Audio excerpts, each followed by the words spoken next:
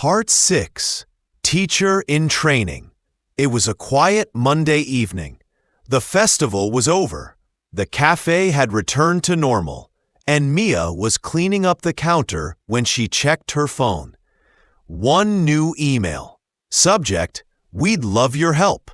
She opened it and read, "Hi Mia, we met you at the coffee festival this weekend.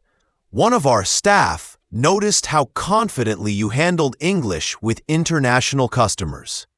We're running a speaking confidence workshop for English learners, and we're looking for someone like you, someone who understands what it's like to learn from the heart. Would you be interested in sharing your story and helping lead a mini activity?" Mia stared at the screen. Her? Teach? Her first instinct was to say no. But then she remembered Clara's words. "You don't have to be perfect. You just have to be brave." The decision. That night, Mia wrote in her notebook, "Teach, to help someone learn." Workshop, a short practical learning session. Confidence, believing in yourself. Then she added, "Say yes, even when you're nervous." She clicked reply and typed, "Yes, I'd love to help." The workshop day. The following Saturday, Mia arrived at the language center, her heart pounding. There were about 20 students in the room, sitting in a circle. A woman introduced her. "This is Mia. She's not a native speaker, but she's a real-life learner, just like all of you." Mia stepped forward, took a breath, and said, "Hi everyone, I'm Mia. 2 months ago, I was afraid to order coffee in English. Now, I make coffee, take orders, and sometimes I even teach phrases." The room laughed warmly. Mia relaxed. Sharing lessons. She told them about her flat face mistake, about Theo's idioms, and about learning to ask when she didn't understand. Then she led a simple speaking game. "You each order a coffee, and I'll pretend to be the barista. But if I don't understand, I'll ask you to repeat slowly. Deal?" Laughter filled the room as everyone tried fun combinations. One unicorn frappuccino with glitter and extra kindness. One latte with a shot of confidence. A new kind of reward. After the session, one of the students came up to her and said, "I always thought I needed to sound perfect. But today, I saw someone like me, and it gave me hope." Mia smiled, this time not nervously, but proudly. That night, she wrote, "You can lead without being perfect. Be the example you once needed. Courage is contagious." Part 7. Promotion, Pressure, and Progress. The workshop gave Mia something new, confidence she didn't know she had. But life had another surprise waiting. On Tuesday morning, just before the morning rush, Clara called Mia into the back office. "I have some big news," Clara said, holding a clipboard. "Our shift supervisor, Jenna, is moving to another city. I'd like you to take her place." Mia's eyes widened. "Me? Supervisor?" Clara nodded. "You've grown so much, not just in your English, but in your leadership. I see how the team looks to you. I think you're ready." Mia's heart raced. She looked at the calendar behind Clara. Only 8 weeks had passed since her first day. More than making coffee. The new role came with more duties, managing the schedule, taking inventory, handling customer complaints, training new employees, and more English. "Can I think about it?" Mia asked. "Of course," Clara said. "Sleep on it." Mia's thoughts that night. Mia sat at home, flipping through her notebook. So many words, so many lessons, so many mistakes that had helped her grow. She whispered to herself, "If I say no because I'm scared, then I'll always be scared." Then she wrote, "Supervisor, someone who manages others. Inventory, keeping track of supplies. Lead by listening, not by knowing everything. She picked up her phone and messaged Clara. Yes, I accept the position. I'll do my best. First day as supervisor. Her first shift as supervisor was chaotic. A customer complained that her cappuccino was too foamy. A delivery was late. A new hire accidentally spilled syrup on the counter. Mia wanted to scream, but she didn't. Instead, she remembered Clara's voice. You don't have to be perfect. Just be calm. People follow energy. She apologized kindly to the customer. She called the supplier, clearly and slowly. She helped clean up the mess, smiling. By the end of the shift, she was tired, but proud. That night's reflections. In her notebook, she wrote, "Problem solving equals English in action. My voice matters. Being nervous is human. Leading anyway is growth." A message from Theo. Later that evening, Theo sent her a photo of a chalkboard outside a different cafe.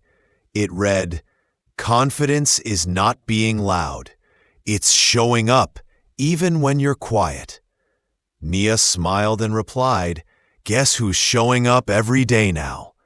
Part 8, Spotlight and Steam.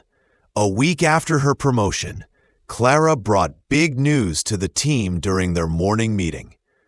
"We've been selected to represent our district in the City Barista Challenge next month." Gasps and claps filled the room. "Mia," Clara added, "I want you to be our main presenter. You'll explain our signature drink and tell the story of our cafe in front of the judges." Mia's heart dropped into her shoes. In front of how many people? Only about 50, plus 3 judges. Clara grinned. "But hey, you've already taught a workshop." Cold feet, warm heart. That night, Mia couldn't sleep. Her thoughts raced. What if I freeze? What if I forget a word? What if I let the team down? She opened her notebook. A blank page stared back. Then slowly she wrote, "Barista, coffee specialist, signature drink, a unique recipe that defines your cafe. Stage fright, fear of performing in front of people." Then she added, "Fear is a sign you care. Don't run from it, run with it." Signature. Practice makes progress. Every day after work, Mia stayed late to practice. Describing the drink, "This is our rose vanilla mocha, made with house-made syrup and steamed oat milk." Talking about the cafe, "Bean and Bloom believes in second chances and fresh starts one cup at a time." Practicing the opening, "Hi, my name is Mia, and I used to be afraid of ordering coffee in English." Theo helped too. He would act as a judge, throwing her silly questions. "What if the rose petals fly off the cup?" She laughed. She learned. She got better. Competition day, the stage was simple. 3 judges, a small audience, and a big espresso machine. Clara squeezed Mia's hand before she went on. "Just tell your truth." Mia stepped forward. Her hands trembled. She smiled and began. 2 months ago, I couldn't say macchiato without panicking. Today, I'm proud to introduce a drink I helped create, because Bean and Bloom helped create me. The crowd leaned in. She described the flavors, the textures, the meaning behind the rose syrup. She even shared how learning English changed her life. The results. After the presentations, the judges whispered among themselves. Then, applause. Bean and Bloom didn't win first prize, but they won Best Storytelling and Most Heartwarming Presentation. Mia held the certificate in her hands. Not just paper, proof of growth. Mia wrote about herself. I used to fear English. Now I use it to inspire. I didn't just learn the language. I found my voice. Growth equals small brave steps repeated. Then, at the very bottom of the page, Mia was back at Bean and Bloom, wiping down tables and chatting with customers. When her phone buzzed, new email. Subject: Opportunity to grow. Let's talk. She opened it. Her eyes widened as she read. Hi, Mia. I'm one of the judges from the City Barista Challenge, and I was deeply impressed by your presentation.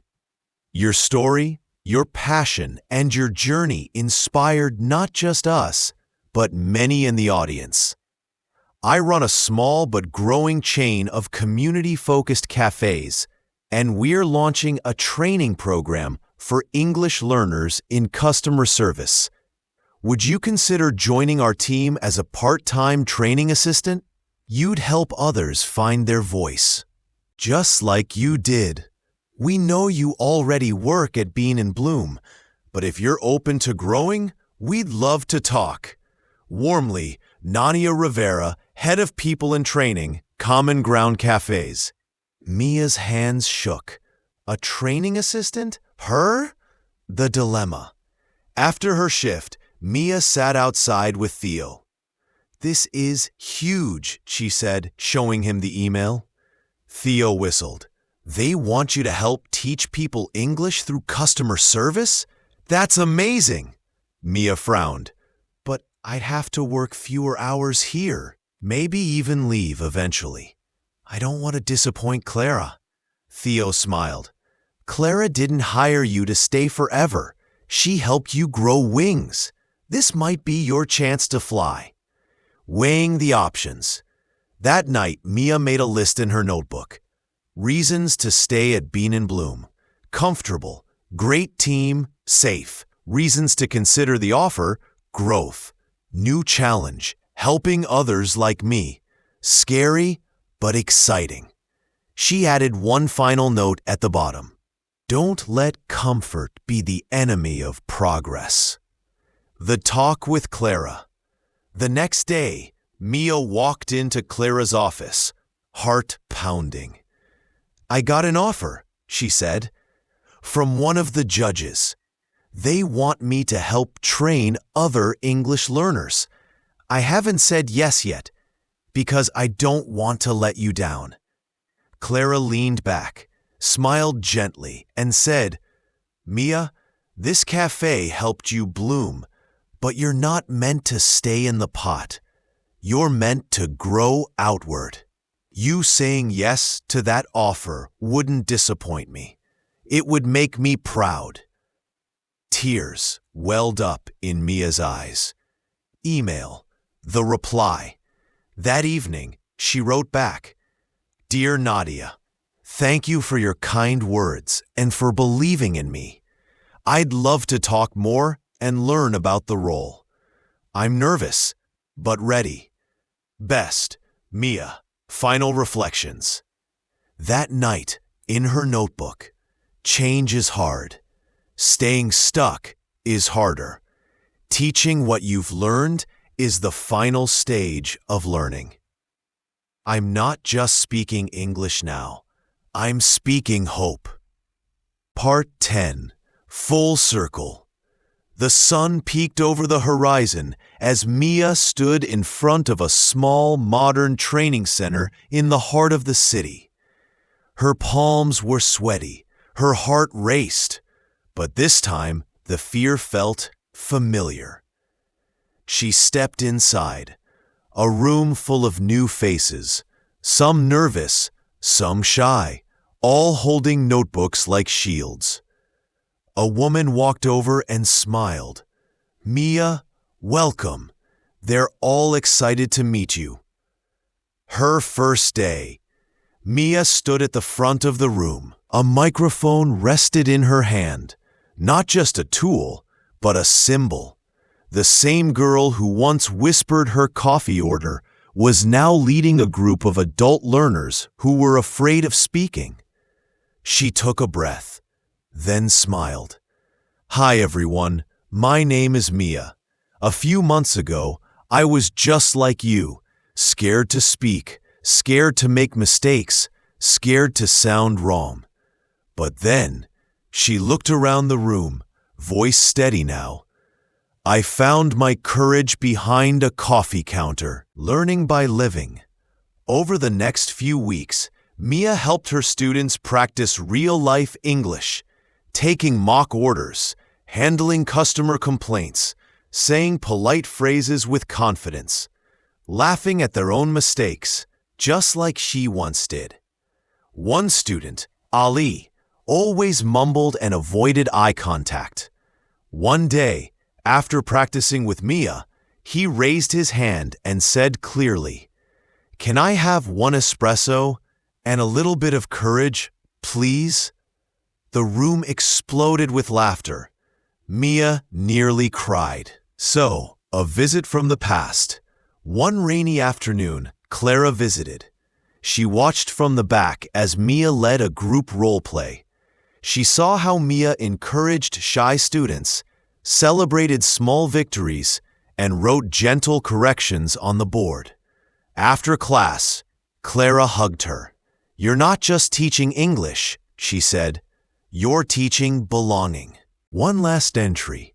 That night, Mia opened her notebook for what felt like the final time. She flipped past old words: nervous, flat face, confidence, supervisor, presenter. Then she turned to a fresh page and wrote, "You don't have to be perfect to lead. Every word I was once afraid of became a bridge to someone else." This story wasn't about coffee. It was about courage. She smiled, put the notebook down, and finally closed it. Epilogue. Bean and Bloom forever. Mia still visits Bean and Bloom, sometimes for coffee, sometimes to train new baristas, and sometimes she meets customers who speak very little English, nervous, wide-eyed, and unsure.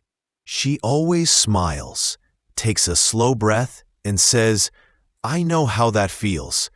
Don't worry, you're doing better than you think." Because now, she knows the truth. Fluency isn't just about words. It's about connection.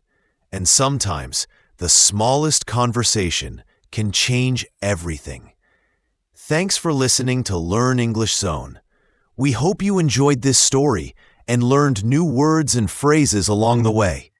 To keep improving your English, don't forget to subscribe, like, and share this video with your friends.